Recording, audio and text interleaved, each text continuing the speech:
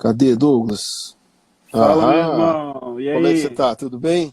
Tudo na paz? Tudo tranquilo. Coisa boa. Estamos Tô te aqui os ouvindo. dois tomando uma surra do Instagram Pois é, para ver se surra a gente aprende aqui, né? daquelas de pau com prego na ponta, né? E você tá de parabéns aí, porque você conseguiu arrumar um fundo aí ajustado no teu escritório, colocou os livros Essa- aí todos bonitos e tudo. Na verdade, eles já estavam aqui, né, cara? Isso aqui é meu cantinho onde eu estudo júri, cara.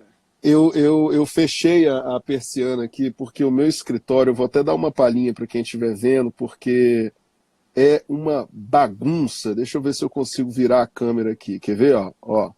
Imagina, quando eu falo que eu não posso mais comprar livro porque não cabe mais livro aqui em casa, meu amigo, eu não estou brincando. Você está vendo que os livros já não estão mais cabendo nas prateleiras e aí eu tenho que ficar virando. E não bastasse É, isso, ainda tem uma pô, bagunça aqui por conta dos livros também da Rejane, que não, tem cara, tantos ou mas mais isso é uma livros que eu. vantagem. Isso é uma Então, vantagem, cara. Você é um cara que não vai ficar, não vai deixar a posteridade de mãos abanando, né? O verdade, MP é do FT verdade. vai ter o Memorial Suxberger depois que você for. Nada, cara. Eu tô imaginando, eu já tô imaginando um caixão cheio de prateleira lá dentro, que vai que acontece alguma coisa e a gente puxa um livro para poder ler pela eternidade. Nunca se sabe, né, cara? A gente não sabe o que tem atrás de É, é. lá. Eu não sei, Mas, eu pô, Douglas, não ó, pretendo muito levar tanto, não, mas pelo menos uns 5 eu quero que coloquem junto comigo ali. obrigado pela ideia, viu, cara? Eu até falar pro pessoal que já tá aí dentro da sala que o Douglas teve a ideia da gente fazer essa live, conversar. Eu acho que nós dois, né, estamos os dois tentando aprender a lidar melhor com essas ferramentas de internet, tentar, de alguma maneira, difundir um pouco mais as nossas reflexões, e eu acho que é bem-vindo aí a gente tentar fazer isso pelo Instagram. Deixa eu te fazer uma proposta indecente, vamos ver se a gente fala um pouquinho de É, nós, só para quem não conhece bem a gente aqui. cada um Douglas, falar de si próprio ou cada um falar do exatamente. outro? Douglas, não, acho que é melhor cada um falar de si próprio. Vou ficar te elogiando aqui, o pessoal vai ficar achando que a gente está rasgando seda, vai ficar meio chato. Mas, Douglas, fala aí pra gente, você entrou no Ministério Público quando? Foi em 1932? Quando é que foi isso? Não, eu não participei do tenentismo, eu não entrei por essa janela, não. Eu Conta entrei aí pra pelas gente. vias, entrei pelas vias constitucionais mesmo, entrei pelo concurso público.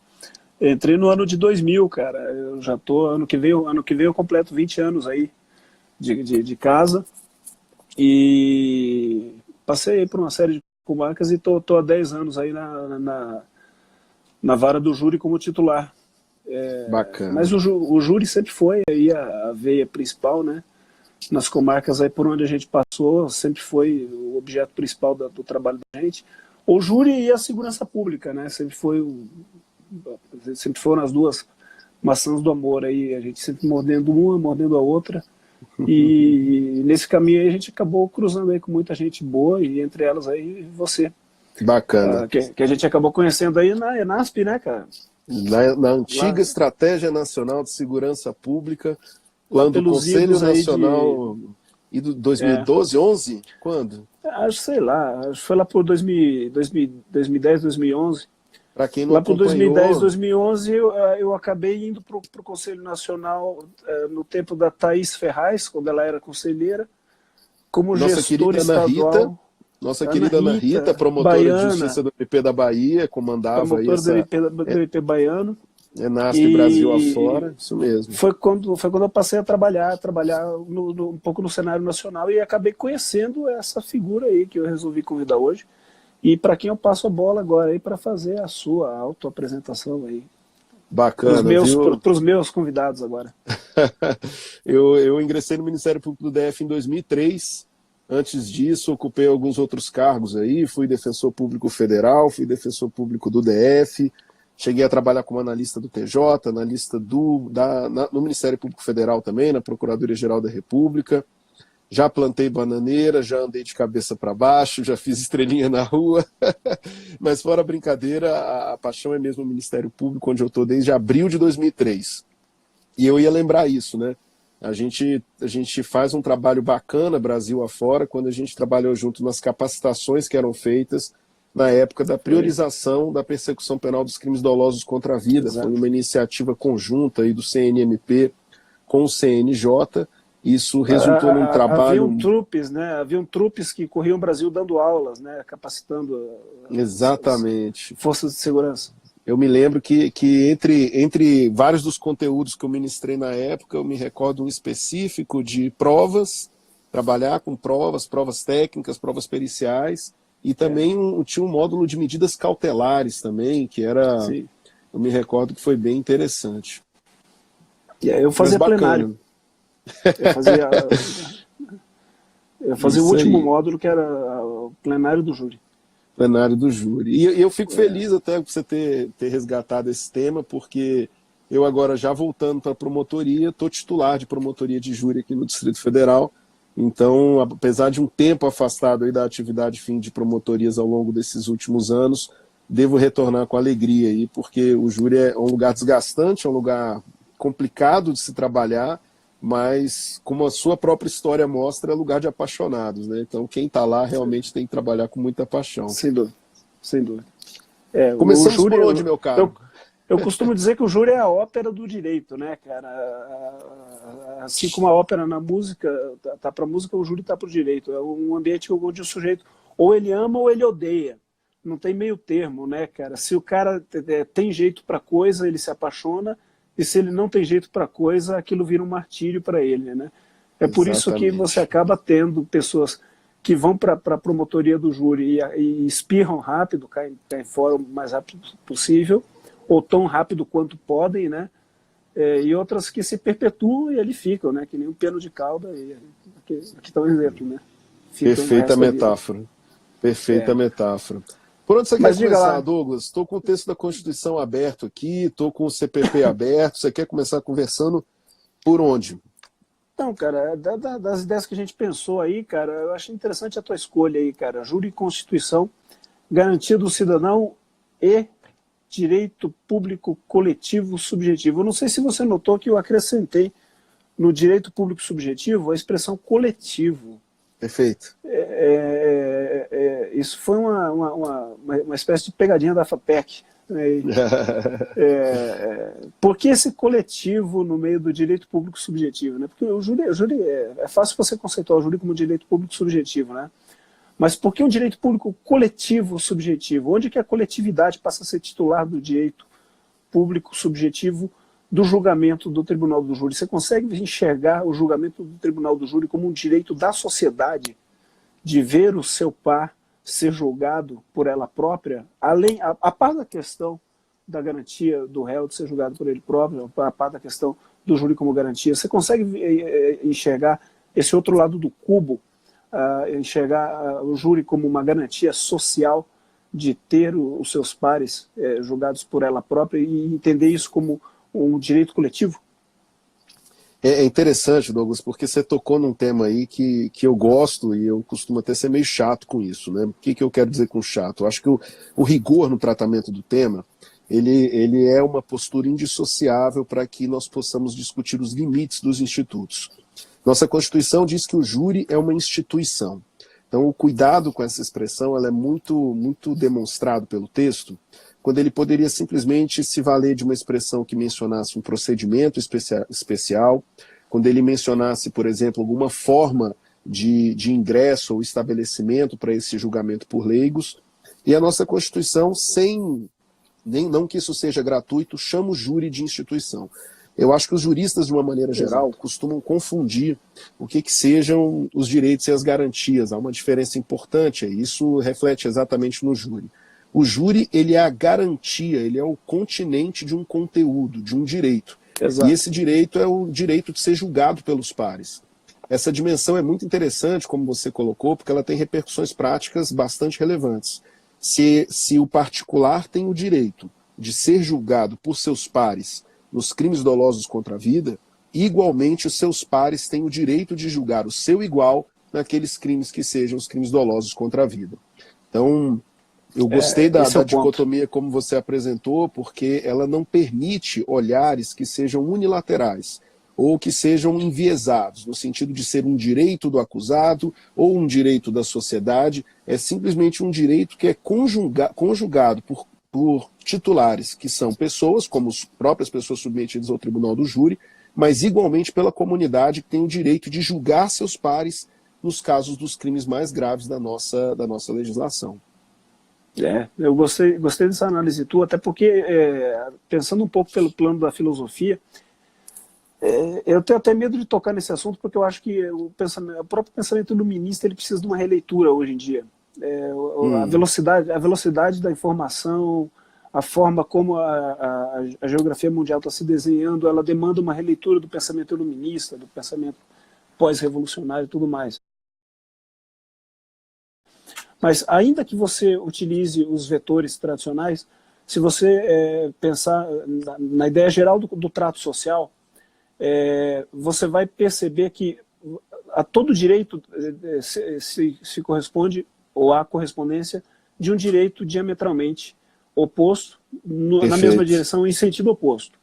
Então, partindo desse princípio, de fato, como você bem colocou, não vai haver uma instituição ou um plexo de direitos em que apenas um segmento da sociedade seja detentor dessa titularidade em detrimento dos demais.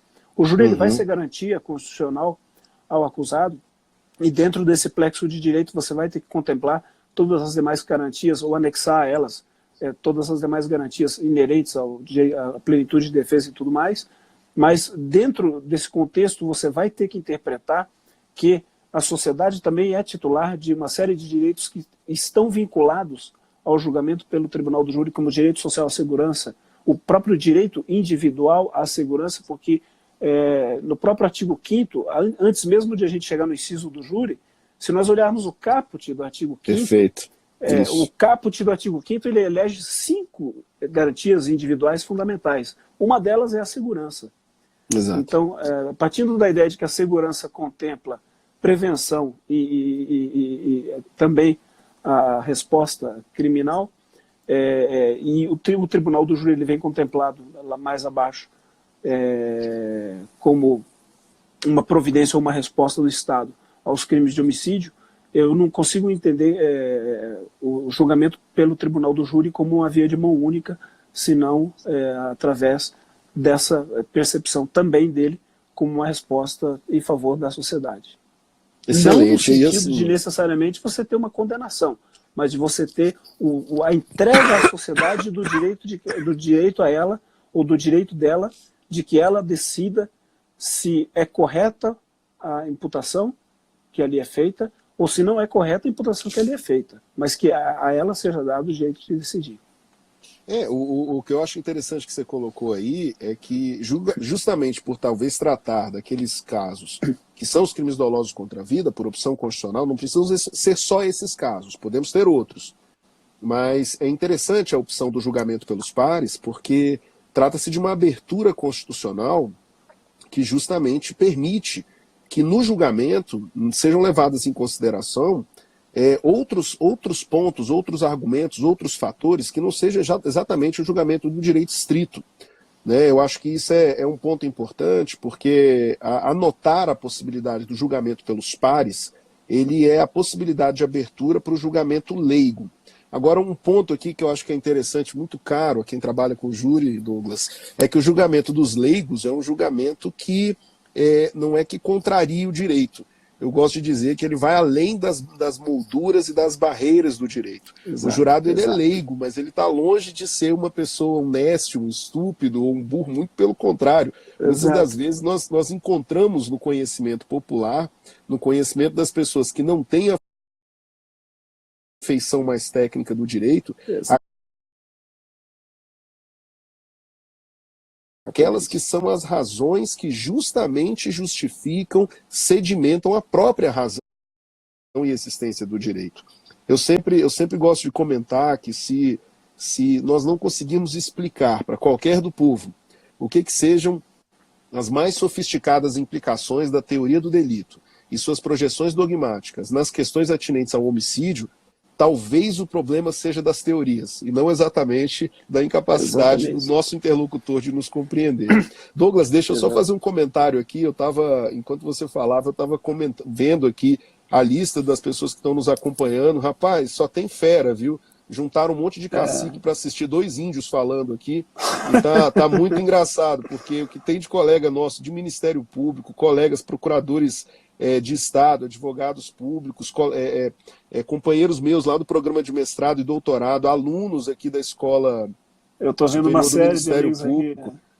Tem gente feia, gente bonita, tem um cara horroroso chamado Bernardo Castro, que está aqui na lista, o Tiago também, que é muito feio, tem o Felipe Danin, Dermeval, professor de nós todos, e eu ia até mencionar aqui que tem meus um amigos maluco Jefferson aqui. Borges, Arthur. Exato, olha, muita gente aí do Mato Grosso do Sul e uns malucos aqui pedindo beijo, umas coisas meio estranhas, assim. Eu vou mandar um beijo aqui pro Felipe Danin e vou inclusive entregá-lo aqui pro pai dele depois, que ele está participando de lives aí, pedindo beijo para todo mundo. Mas queria mandar um abraço e agradecer a todo Minha mundo esposa, que está... Murad. Excelente, excelente.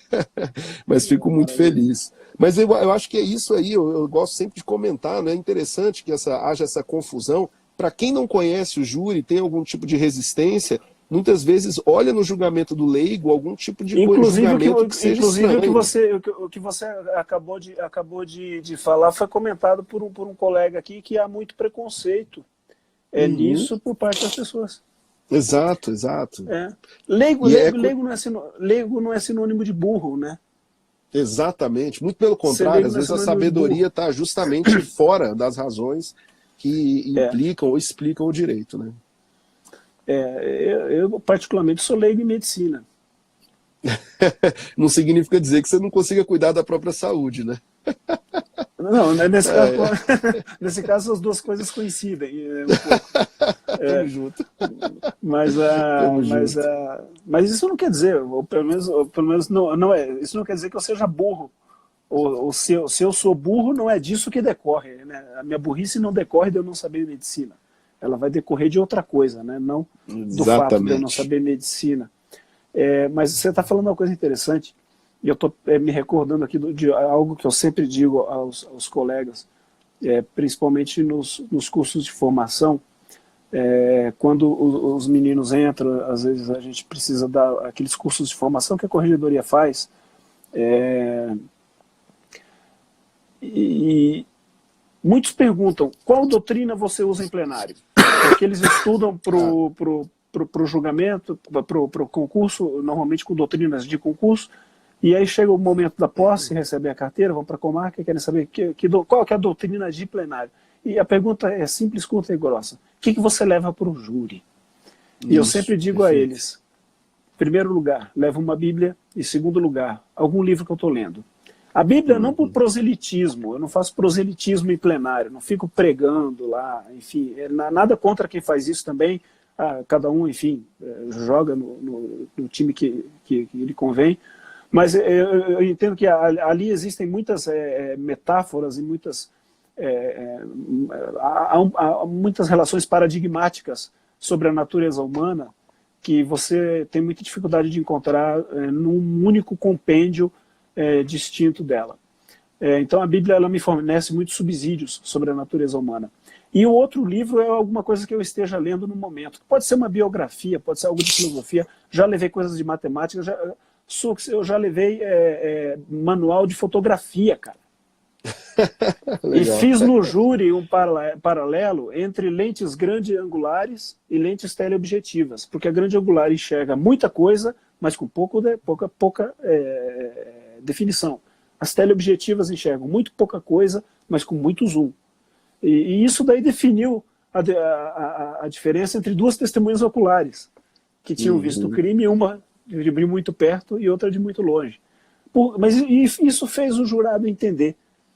Foi fácil para ele entender, porque a linguagem dele não é a linguagem jurídica, mas ele conhece a linguagem da vida, ele conhece a linguagem sua, a linguagem nossa, né? Então é muito importante também para quem trabalha no júri ter essa percepção, porque até para você se conectar com o jurado, é fundamental que você compreenda que o fato de ele ser leigo não significa que ele seja burro, só que significa que ele não necessariamente conhece o direito. E na medida em que ele não necessariamente conhece o direito, a tua conexão linguística com ele vai demandar de você um pouco mais de inteligência e percepção para conversar com ele no idioma que ele compreende. Exatamente. Eu acho que as metáforas são tão importantes nisso, né? Elas acabam ajudando a ilustrar esses pontos e a fazer a difícil trajetória de traduzir os fenômenos jurídicos em fenômenos que sejam palpáveis para qualquer pessoa, para toda a comunidade. Então, eu acho que isso é sempre muito bem colocado e muito feliz. Eu me recordo, Douglas, que eu gostei muito de uma provocação que você fez algumas semanas atrás, em que uma das perorações que você postou aqui no Instagram, você menciona a questão do sigilo das votações. E aí destacando que os atores do processo, de uma maneira geral, eles não têm o conforto que de alguma maneira tranquiliza o jurado de saber que aquela compreensão que ele externar no julgamento vai ser uma compreensão assegurada pelo sigilo. Aí eu não sei se você vai se recordar, mas essa peroração você fala, olha, o promotor ele está aqui dando a sua cara, o defensor ele está aqui dando a sua cara, as suas manifestações, o acusado igualmente. Nós muitas vezes, e isso é um dos problemas do júri, não fazemos julgamentos apenas do fato, mas também de histórias de vida, essa é uma questão, de maneira inclusive a conduzir também a julgamentos de vida da vítima, não digo que isso seja correto ou errado, mas é algo que, assumo aqui uma postura descritiva, é comum de acontecer no tribunal do júri, e curiosamente nós vamos aos júris pouco sabendo dos jurados, né, apenas sabemos, a única certeza que temos é de que ele deva pertencer àquela comunidade, mas ao mesmo tempo seguros de que ele, seguramente, não terá divulgado o que ele compreendeu, a maneira como ele decidiu no caso que foi ali apresentado. Então, eu achei muito interessante, porque você acabou dando cor, dando conteúdo, dando matéria a um dos 4 postulados que a Constituição dá ao Tribunal do Júri, que é mesmo o sigilo das votações, ao lado da plenitude de defesa, ao lado da competência para os crimes dolosos contra a vida e ao lado da própria soberania dos veredictos.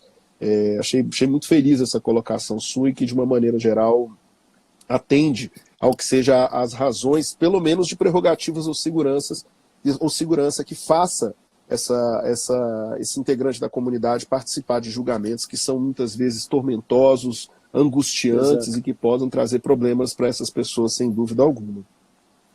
E até na temática que a gente está levantando hoje, se o júri pode ser considerado um direito público coletivo subjetivo, ou seja, um direito coletivo subjetivo, um direito coletivo, um direito que pertence à coletividade e voltado contra o Estado, ou a ser cobrado do Estado pela coletividade, eu me recordo desse post, sim, e ele se deu num julgamento de um caso de facção criminosa, e aquilo ali acabou acontecendo, aquela fala acabou saindo meio sem querer, porque nos julgamentos de facção criminosa, Suxberg, a grande dificuldade que a gente tem é a dificuldade que as pessoas, o que a gente sente nas pessoas, de superarem a barreira do medo. O jurado, ele sabe, porque boa parte é de jurados experientes, ali a minoria é estreante, eles sabem que o voto contado é até o 4º voto. Ele sabe que não é revelada uma eventual unanimidade. Mas essa conta, em que pese ela esteja na cabeça do jurado, ela precisa às vezes ser explicitada para mostrar com muita clareza a ele que o exercício do direito de votar e de decidir a causa, o exercício do direito de deliberar sobre aquela questão é assegurado a ele com todas as proteções. Porque os agentes que participam ali do processo, enfim, o membro do Ministério Público, a testemunha, o policial, a testemunha pelas circunstâncias que o levaram a presenciar o crime ou a vir falar sobre aquilo, o policial porque atuou no inquérito, o membro do Ministério Público porque promove a acusação, estes estão dando a cara a tapa pelas circunstâncias ou pelo dever de ofício.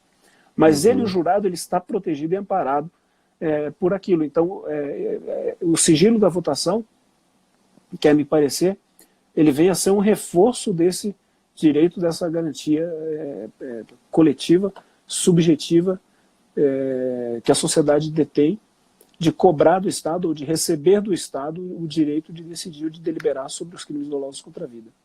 Por isso Perfeito. que eu continuo enxergando essa via de mão dupla no julgamento do tribunal do júri. Garantia para o réu e também direito público coletivo subjetivo. Não sei se você diverge dessa posição.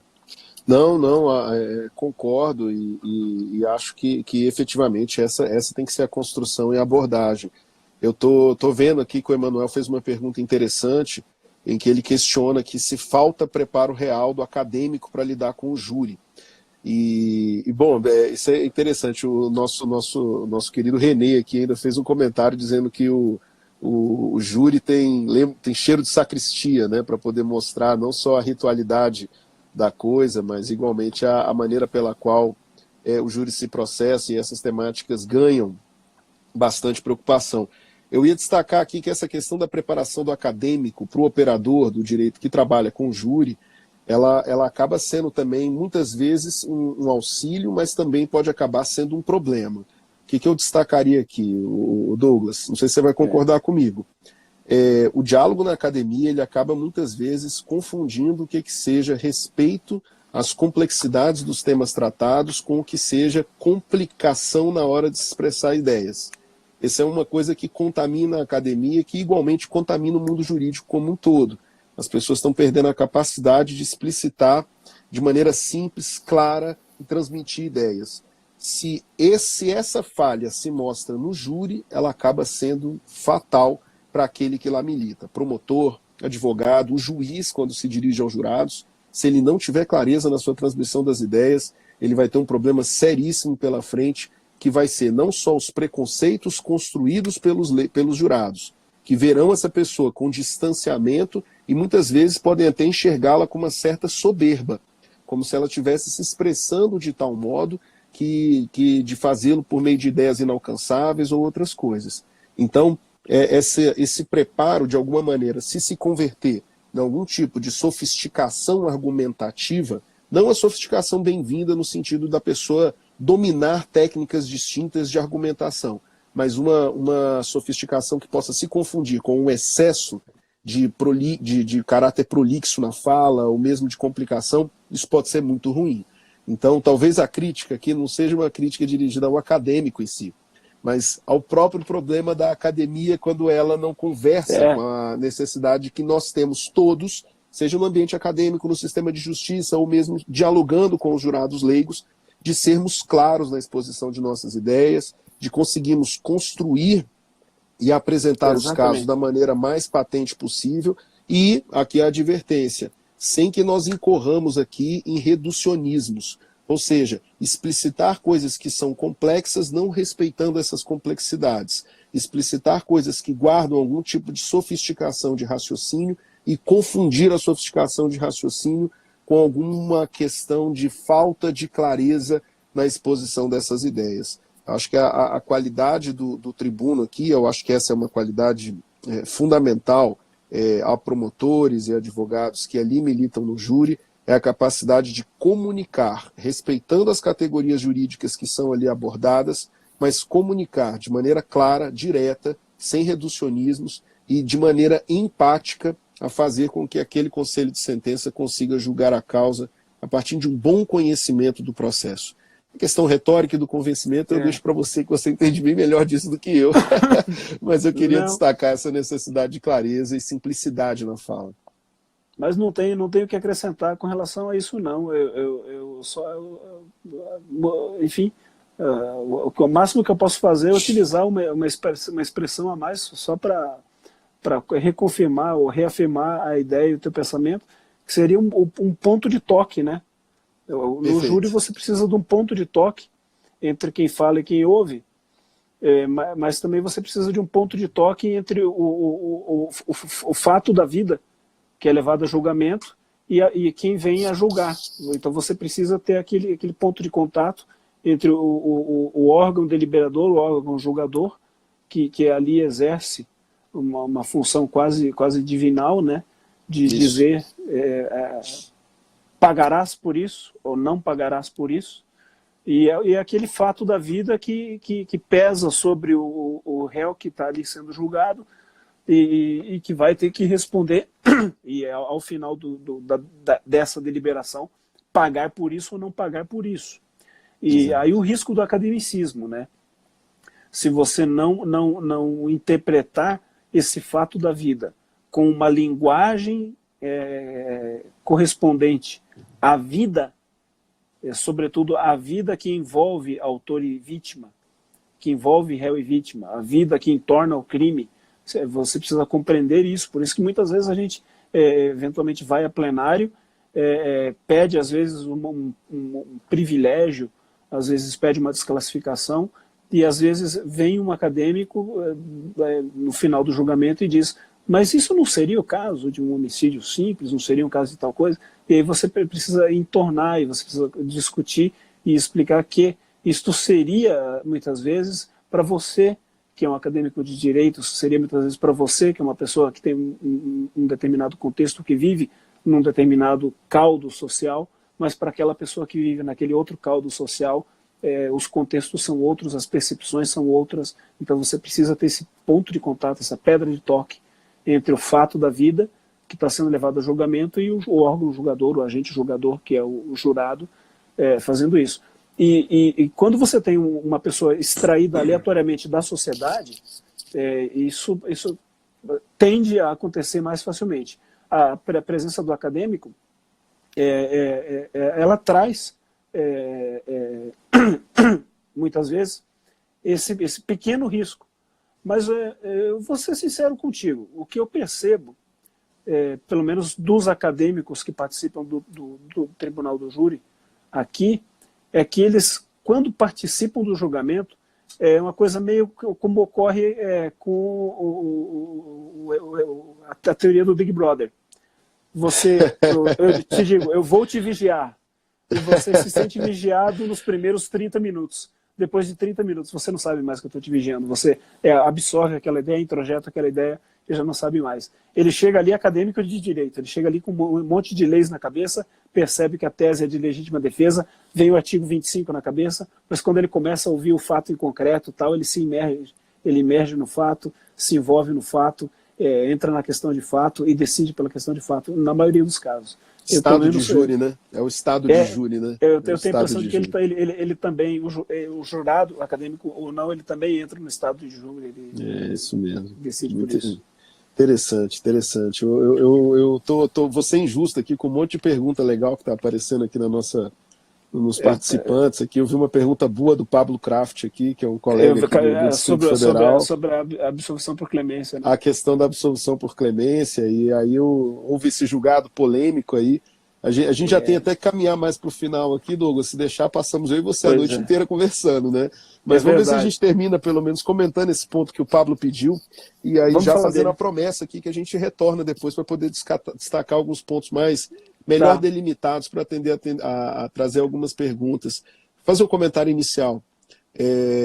Essa temática do julgamento por clemência e por julgamento por clemência, eu estou aqui dizendo do julgamento que se dissocia daquilo que está contado na história dos autos, ele é uma temática complexa e é uma temática que demanda uma certa reflexão na nossa legislação. Nosso júri ele é uma tradução jurídica, para usar uma expressão assim.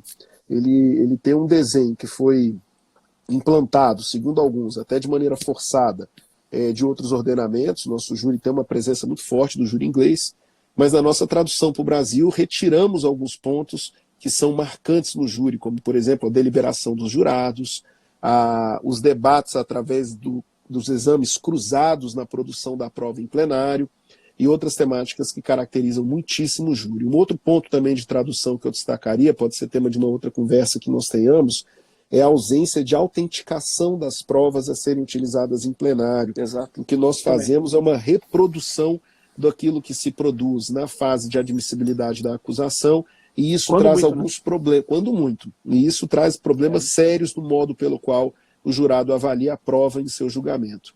Dito isso, o julgamento por clemência, que é o julgamento em que o jurado poderia se afastar do processo, não parece ter lugar exato dentro do direito brasileiro. Vou explicar por quê. Porque, usualmente, nos ordenamentos que assim o admitem, há algumas premissas que o ordenamento brasileiro não trabalha, como, por exemplo, a vinculação e unicidade de teses defensivas. no direito norte-americano e igualmente no direito inglês, há teses que não surgem de surpresa dentro do plenário ou mesmo cumulação de teses que sejam contraditórias entre si. No júri brasileiro é muito comum que a apresentação da defesa, eu costumo até brincar dizendo que, olha, o fato não aconteceu. Se aconteceu, não fui eu. Se fui eu, atuei em legítima defesa. Se não estava em legítima defesa, eu achei que estava. E se nada disso, então, nos convencer, então, pelo amor de Deus, entenda que eu atuei sob o domínio de violenta emoção depois de injusta provocação da vítima. É o que eu chamo de cardápio. Exato, é o cardápio todo da tese defensiva. Digo isso porque nos ordenamentos que admitem o voto por clemência, eles igualmente trabalham com unicidade de tese defensiva. Nos ordenamentos que admitem clemência, a sucessividade se dá de modo contrário. As teses acusatórias são apresentadas de modo sucessivo, em que o jurado pode variar a apresentação e o acolhimento das teses acusatórias. Eu diria até que o julgamento completamente dissociado da prova dos autos, ele enseja uma coisa que nos ordenamentos que trabalham com soberania verdadeira, não a possibilidade de uma soberania mitigada como a nossa, que temos sistema recursal, é tratada como uma figura do jury nullification. O que é isso? Exatamente. Uma ferramenta própria dos países de common law para tratar das situações que o julgamento se mostre arbitrário no sentido de ser completamente dissociado da prova dos autos. Vejo com preocupação a maneira pela qual essa decisão liminar do ministro Celso de Mello tem repercutido na jurisprudência como um todo, como ela tem igualmente repercutido no próprio STJ, sem uma reflexão mais detida sobre as consequências e a sistematicidade dessa compreensão. De um lado, me parece que a soberania dos vereditos no Brasil se refere à titularidade exclusiva dos jurados para apreciar a matéria de fato apresentada no julgamento dos crimes dolosos contra a vida. E, de outra parte, ainda que se admite a possibilidade de um julgamento absolutamente dissociado da prova dos autos, é necessário, então, que o jurado assim o faça pelo menos 2 vezes, porque o manejo do recurso por decisão manifestamente contrária à prova dos autos parece guardar sentido constitucional na sistematicidade do nosso ordenamento e, de maneira bastante justa, me parece, só pode ser manejado uma única vez. Então o jurado pode até decidir de maneira absolutamente dissociada da prova, mas para fazê-lo e que a decisão permaneça, ele terá que fazê-lo por 2 vezes, ou seja, 2 conselhos de sentença sensibilizados a fazer um julgamento absolutamente dissociado do processo. Não parece um preço muito caro a se pagar por um julgamento que seja, em verdade, arbitrário. Arbitrário em face do direito. Porque o jurado, repito, ele é leigo, mas não significa dizer que ele possa arbitrariamente decidir os casos que lhe são postos. Você pensa mais ou menos assim ou você discorda? Absolutamente igual. É muito difícil acrescentar tecnicamente alguma coisa ao que você disse, porque você desenhou o planeta aí. Você desenhou o globo terrestre na tua definição. Mas eu vou resumir, vou tentar resumir o que eu acrescentaria no termo de quesitação. O termo de quesitação, ele mostra o quê? Ele mostra exatamente que o nosso sistema ele contempla um modelo de sucessividade de teses em que você precisa necessariamente de uma deliberação explícita por parte do Conselho a respeito do que o Conselho decide sobre aquilo que lhe é oferecido no que diz respeito ao que pretende a defesa em favor do réu. Tanto é que, lá atrás, no começo da discussão sobre a viabilidade do pedido de clemência, o que eu fiz aqui? Apertei algum... Desculpa, não, tá lindo, Douglas, tá lindo, apertei algum botão aqui que fez alguma coisa no celular. Não, tá lindo, perdão ficou legal. Não, Voltemos. tá muito bonito. Ficou muito bonito, cara. Ficou muito bonito. Sem sentido. Não, ficou perdão, muito você bonito. falava. Não, tá muito legal. A estrelinha ficou bonita. Mas se a gente fizer uma repaginação histórica aí, a gente vai ver o quê? Que lá no começo era muito fácil você anular um julgamento quando você tinha reconhecimento de autoria e absolvição, pelo voto da absolvição genérica, numa tese negativa, por exemplo. E aí, num segundo momento, passou a se exigir que fosse feito explicitamente o pedido de clemência em plenário que ficasse consignado em ata, ou seja, havia o pedido de negativa de autoria, ou, se reconhecida a autoria, fosse explicitamente pedida a clemência. Isso foi um segundo estágio. Perfeito. E agora está se discutindo se, ainda assim, há compatibilidade ou não. E agora vem o voto do ministro Celso. Quer me parecer que toda essa evolução, ela na verdade está fazendo uma involução, como se fosse um estilingue para lançar a pedra no seu lugar correto, que é a conclusão, depois de todo um processo reflexivo aí, espero eu, por parte do Superior e do Supremo, a respeito desse assunto, para se concluir ao final que não há compatibilidade com a contrariedade à prova e a absolvição genérica. A absolvição ela pode ocorrer, sim, desde que ela não contrarie o processo e principalmente que ela não contrarie o próprio termo de requisitação com relação a teses que sejam levantadas ali no julgamento, como por exemplo como ocorre na negativa de autoria. Você afirma que foi o réu numa tese de negativa de autoria una e depois absolve o réu no quesito genérico. Perfeito, excelente. Douglas, já estamos aqui há 40 minutos quase? 42, né? Deu nosso tempo, né? Precisamos encerrar aqui, mas obrigado mais uma vez pela oportunidade, baita ideia, viu? Prazer vamos imenso, repetir cara. A dose, vamos repetir a dose. Vamos sim. Salva a nossa live aí no teu perfil, eu vou deixar avisado os meus amigos aqui. Perfeito. Do meu perfil, que ela vai ficar salva nos nossos stories, né? Você vai ficar salvo no seu story aí, no Isso. Professor Suxberger. Excelente. E daí ela fica 24 horas disponível, mas eu vou Gravamos depois. Eu baixo depois e salvo no YouTube aí para nós. E mandar um abraço para quem nos acompanhou. Obrigado aqui, eu estou vendo só a gente querida, pessoal bacana aqui que participou da live. Fica aqui meu agradecimento e depois vamos ver se a gente seleciona alguns temas bacanas para conversar depois sobre o Tribunal do Júri. Dr. João Ricardo Batista está entrando aí dizendo que vai divulgar a live aí para os companheiros, colegas aqui de Campo Grande também. Minha esposa Ariane Murad aqui dando um alô para nós aqui, ó. Ariane Murad, minha esposa, dando um alô para nós aqui, ó. Fica com o compromisso, semana que vem você está aqui, você vai jantar aqui em casa, viu? A Rejane, que é minha esposa, entrou aqui, mas depois saiu. Eu não sei para onde é que ela foi parar, não. Mas eu até compreendo, porque se eu estou fazendo a live aqui, alguém está cuidando dos meus 2 filhos pequenos, né? Então, ela não está aqui, mas eu agradeço. Valeu, Douglas, obrigado, viu? Manda um beijo abraço para você. Valeu, fica com Deus. Tchau, tchau. Sucesso, irmão. Valeu.